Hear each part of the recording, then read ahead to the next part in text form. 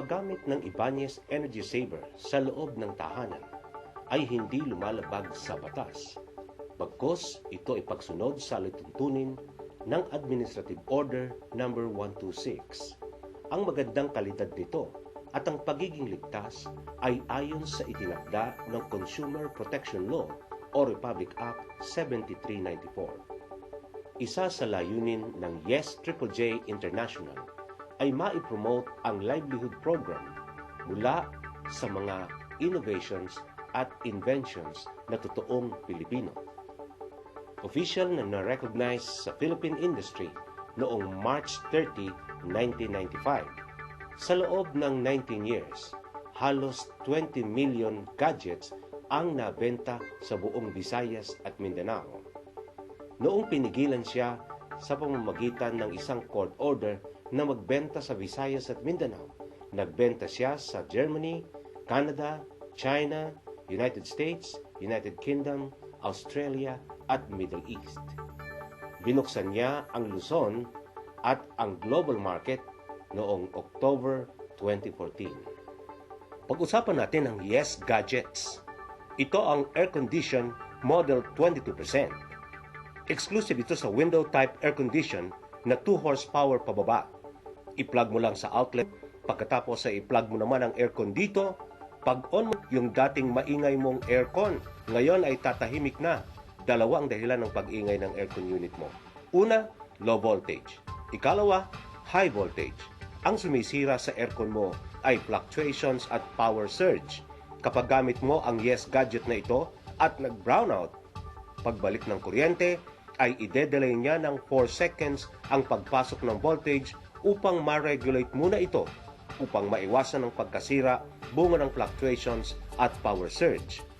Ang excess energy ay ipinoprocess sa loob ng gadget, kaya nakatitipid ka ng 22% sa consumption ng iyong air condition unit. Ito naman ang multi-use model 38%. Maaari mong i-plug dito ang maximum of 6 appliances na sabay-sabay, classified as multi-uses gaya ng television, karaoke, DVD player, component, electric fan, refrigerator, washing machine, electric mixer, and sewing machine sa pamamagitan ng octopus adapter plug o extension wire na may 6 na outlet. Kung ang appliances o equipment mo ay classified as individual uses, isa lang bawat gadget, gaya ng freezer, rice cooker, blender, water dispenser, computer, Xerox machine, printer, electric typewriter, electric planer, electric motor, yung 1 horsepower pababa, floor polisher, microwave oven, at vacuum cleaner. Ang gadget na ito ay may maximum load na 1,000 watts at makatitipid ka ng 38% sa iyong consumption. Protektado rin ang iyong TV at computer against lightning kung ito ay ginagamit mo sa panahong yon. Ito naman ang flat iron model 70 to 90%. Ito ang exclusive for flat iron only. I-plug lang ito sa open outlet kung hindi ginagamitan ng flat iron upang makatipid ng 10% sa iyong kabuuang bill monthly. Kung nakaplug ang flat iron, ay nakatitipid ito ng 70 to 90% sa consumption per kilowatt hour. Para ka na lang nagcha-charge ng cellphone habang ikaw ay namamalansya. Ngayon, para naman ipakita sa iyo kung gaano ka-safe ang mga product na ito and how effective ito, watch this video. Ito lang ang kailangan. First, meron tayong alternating current outlet, of course, yung kuryente natin. Then, meron tayong demo unit. Parang katulad ito nung iyong sa bahay, yung pinaka-puntador mo. Sasaksak lang natin dito. Kailangan din natin itong power meter or we call this ammeter para kung sakaling may mga engineers or electronic engineers ka, electrical engineers na makakausap, meron tayong proof na may pagbaba ng consumption. Of course, ang i-demo natin sa iyo ay yung pinakamalakas magpaikot ng iyong metro. Ito yung flat iron mo, yung plancha. Ayan, sige. Saksak na natin. Of course, bago natin isaksak, pakita natin sa iyo ito yung mga gadgets na ating i-demo in front of you. Saksak na natin. Okay? Pag in-on natin ang plancha, Yun, tingnan mo yung ikot. Mabilis. Diba? Pero, subukan kong isagad. Pareho pa rin. Ganun pa rin kabilis. So, hindi totoo yung sinasabi ni Mother na pagka nagplansya ka ng marami sa isang minsanang pagpuplansya, okay na. Now, tingnan natin. Balik natin ulit. Tingnan natin kung meron namang gadget. Okay? So, tanggalin natin.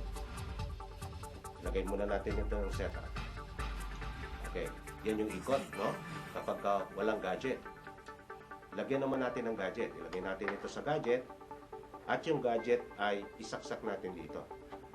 Yun. Anong naging ikot? Bumagal. Kahit na isagad mo pa itong plansya. Okay?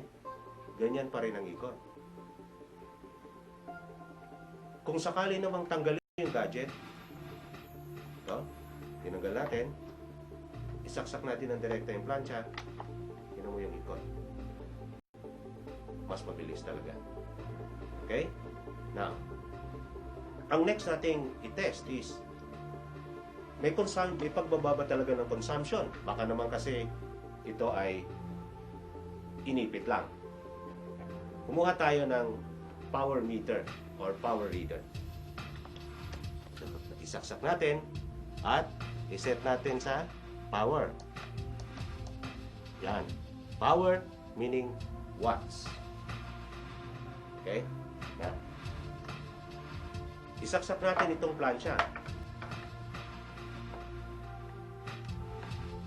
Tingnan natin ito. At dito. Okay? Yan. Gaano kalaki? Yan yung walang gadget. Tanggalin natin. Ilagay natin sa gadget. I-check natin.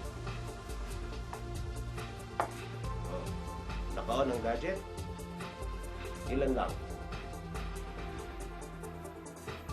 Okay? At kahit nakasagad yan, yan pa rin. Pero pag tinanggal natin ang gadget, binalik natin ito, yan yung consumption. Okay? Now, the next is, safe ba naman?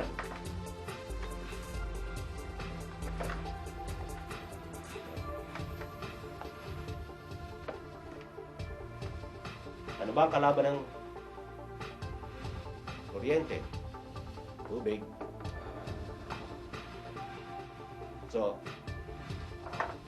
kung sakali at nakabili ka ng isang energy saver, ang isa sa pangunahing problema nito kapag ka nasa tubig. Ang signature po ng Ibanez Energy Saver is kahit na malaglag siya sa ilalim ng tubig. Okay?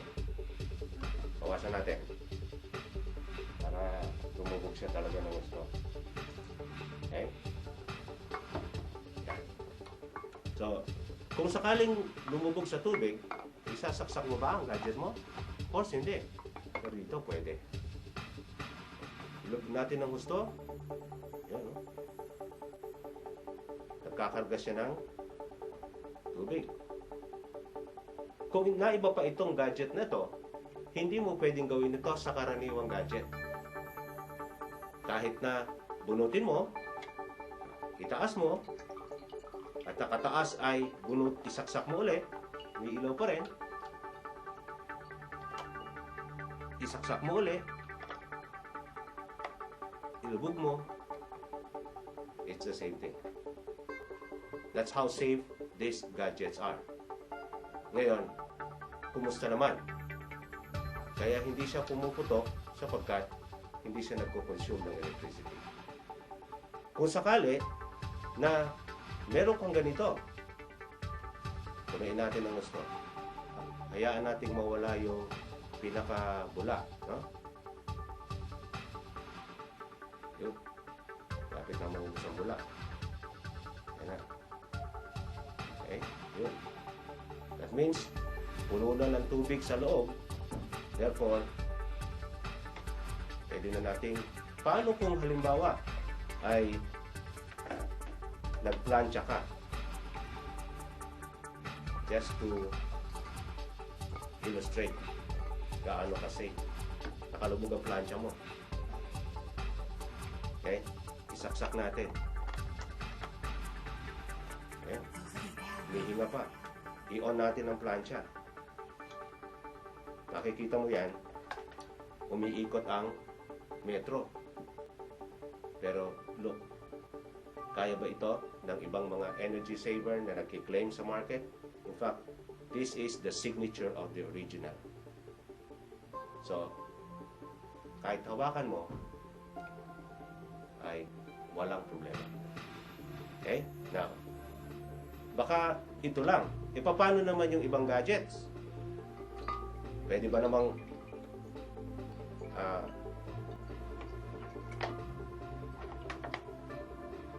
kunin na natin ito.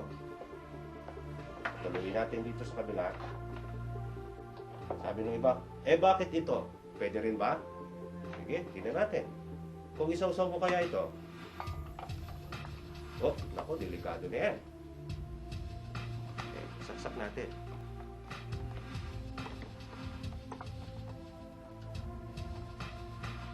Yan lang mabot, no? Pero yun. Ito yung sa aircon. Wala pa rin kuryente. Okay? Aircon ito. Lagay natin dito. Para magsama-sama na sila dyan. Ito. Pwede rin ba? Pwede natin. Baka naman sabihin mo, nabubukod to.